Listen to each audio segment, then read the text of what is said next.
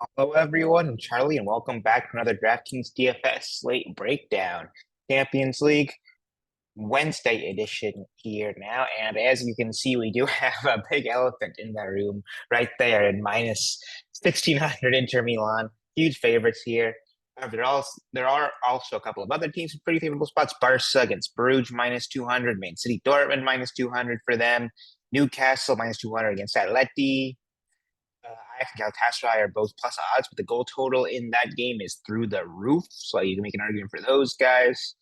Marseille and Atalanta both plus odds. Benfica minus odds against Leverkusen, which is a little surprising on paper, I'd say. So yeah, like Inter are going to be the obvious team to stack, but there are ways off of them, which we will get to. And these goal contribution odds are a good way to see some of those players, like Yamal, Rashford, a bunch of these Barca attackers in favorable spots. Man City, Holland, of course, minus 280 for goal contribution. No one is surprised by that. You've seen his form at all recently, but then a couple of his other complementary pieces on City, like Cherky, Marmoush, both minus odds as well. If they're in Inter Milan, you see them. Bunch of guys minus 200 ish, which makes a ton of sense for a minus 1600 favorite. And the team that is probably going to get beat on, give like 6 goals or something to Sporting a couple weeks back. We avoided them on a main Champions League slate last round of games just because they were on that earlier window. So we didn't have to deal with them as much.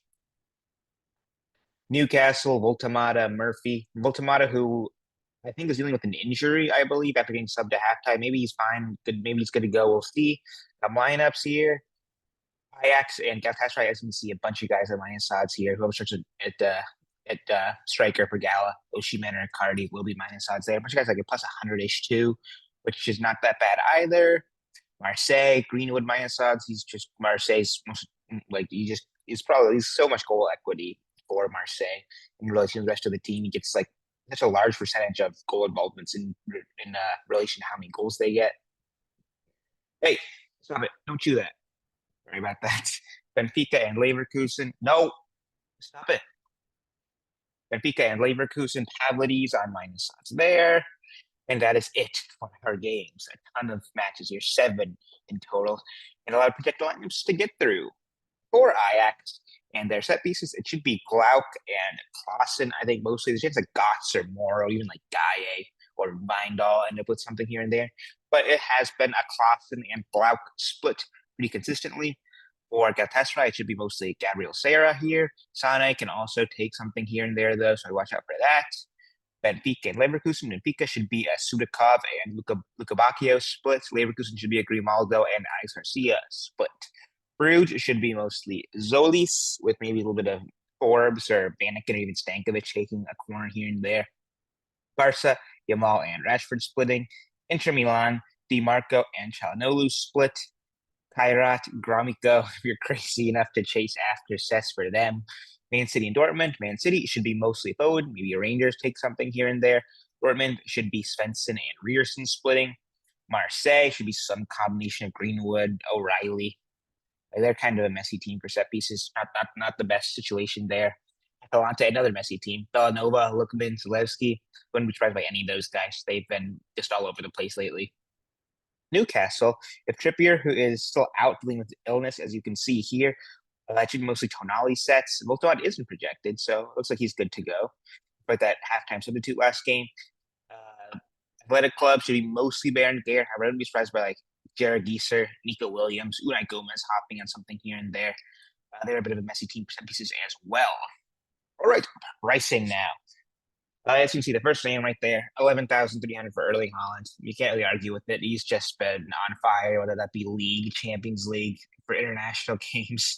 So good. Like, I really have no issue with just playing him, plugging him, hoping for a couple goal contributions.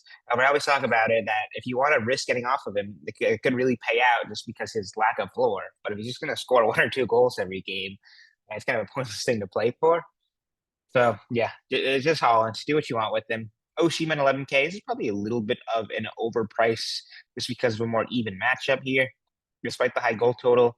Rashford, Yamal, both high floor, high upside plays. They make a ton of sense here as well. Then the guy who everyone is probably just going to plug here is Lautaro Martinez. Goal contribution odds through the roof for him. Minus what? 300 practically for a goal contribution. been really good for Inter. His minutes have been a little inconsistent. There is maybe the one thing you can argue with him, but he's going to be just so popular just because the most popular build is going to be stacking Inter against Kairat here. Like there's just going to be one way domination for most of the game. He's going to have a ton of shots, hopefully a couple goals, and he's just so likely to pay off that price range considering the matchup. But Greenwood's never a bad little play. Alternatively, to Ram, who has been priced up a little bit here. He was a super fun play when he was like 6K, about 8,700 like last couple of weeks. A little bit of a tougher click, and also he is dealing with that knock as well and not in projected. So that's another thing to watch out for is who starts up top with Lautaro. Other guys I'm tempted by Zolis. Like I like him as a player, but he's not cheap. It's a tough match against Barcelona. Esposito, who is in projected, he's been pretty good when playing, but he's been priced up a decent chunk. Not quite as safe as a Lautaro play, but he's not a terrible option. There's like your kind of cheaper forward guys here, like Lookman if you want to gamble on him still having sets. Luka Bakia, who does have sets, that's not a bad little play. Voltamata, kind of the main guy for Newcastle. Baron Gare, set piece taker there. But only if he starts could be super interesting. He's a lot cheaper than your other Inter forwards. I'd love if that was a play we see available to us. Other guys here kind of like in terms of like your true kind of punt forward options. I think Yilmaz I think is a bad little option. I like picking from that Ajax Galatasaray game because of how high the goal total is, like we talked about earlier. Shalai, kind of same thing. Like Moro, like these Ajax Galatasaray guys could be decent little value options considering that game should be pretty end to end. Not a ton besides that. I wouldn't be surprised if a lot of people just go double pay up here either between the Barca guys and Inter pieces. And it's a very valuable route. Viable route. Midfielders now, Çalhanoğlu. This is going to be probably just everyone's auto kind of click here. His minutes can be a little bit inconsistent, but he's their penalty kick taker, takes a ton of set pieces. Then they're going to dominate. And people are just going to just gravitate towards those Inter guys. So Çalhanoğlu is going to be popular for good reason. 8,400 is not a terrible price as well. Makes a ton of sense here. Phil Foden, I never have any issue continuing to go towards. Solid floor, solid upside, solid minutes. Didn't have the greatest game against Monaco, but like if a 10 is a bad game for him, that's completely fine. You kind of gamble on that. He's not going to kill you like a goal dependent attacker would instead. Like a 10, like you can still get away with that. It's when you get like a 3 or 4 point games, which can happen like if a Hollow doesn't get a goal contribution, say, that can really leave you in trouble. But like for 7,500, you take a 10 and you're hoping for more, of course. Tonali 7,200. There's still no Trippier. I think he makes a ton of sense here. Sarah, I like him as a play. Other guys that I'd be tempted by are Sudakov at 5,900. I think he's a solid little player. Glauc at 5,500 is not bad. In terms of these cheaper guys, Barella, I don't really think you can go wrong with really any Inter player here. Kenneth Taylor's out, by the way, so that also is why is he projected? What are we doing here? But like that should put stock up for Glauc. Other guys in terms of your like 4 to 3K kind of on budget options. Matt O'Reilly, I don't mind as a player. Did I say? I might have said Clausen splits with Glauc. I meant Kenneth Taylor, by the way. So ignore me if I said that from earlier. Yeah, it's Kenneth Taylor splitting when he plays, not Clausen. I just completely screwed up there and got those guys mixed up. Apologies. But like in terms of Clausen, I think he's fine. Like, I don't really have a ton to say about him. He's not the most attacking option, which I don't love. Joe Bellingham, yeah, that's a tough matchup. I usually do like him, but against Man City away, I'd probably stay away. But yeah, Çalhanoğlu is kind of going to be the chalk in this midfield area. Foden pick up some ownership, and yeah, Inter, all the Inter guys are going to be good plays. Grimaldo now was okay against PSG. Not the best game. Missed that penalty kick, unfortunately. I liked him a lot this game just because I could see this game being high scoring. And surprise, there was 9 goals in it. Just the double red card, I think, kind of made it a really weird matchup, though. So we didn't see a crazy floor from Grimaldo. Kind of got bailed out a little bit by that assist. But like away Benfica, I don't mind going back to the well.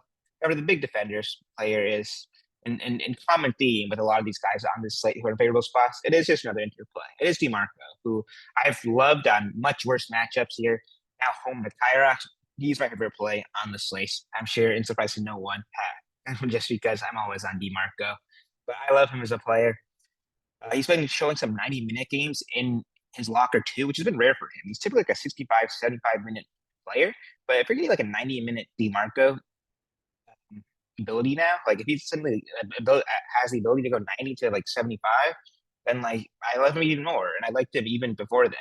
So he's my favorite play on the site. I'm saying it now. He will be in the core when we get to that portion of the video. Give me all of DeMarco. 6,800 is not a terrible price point either.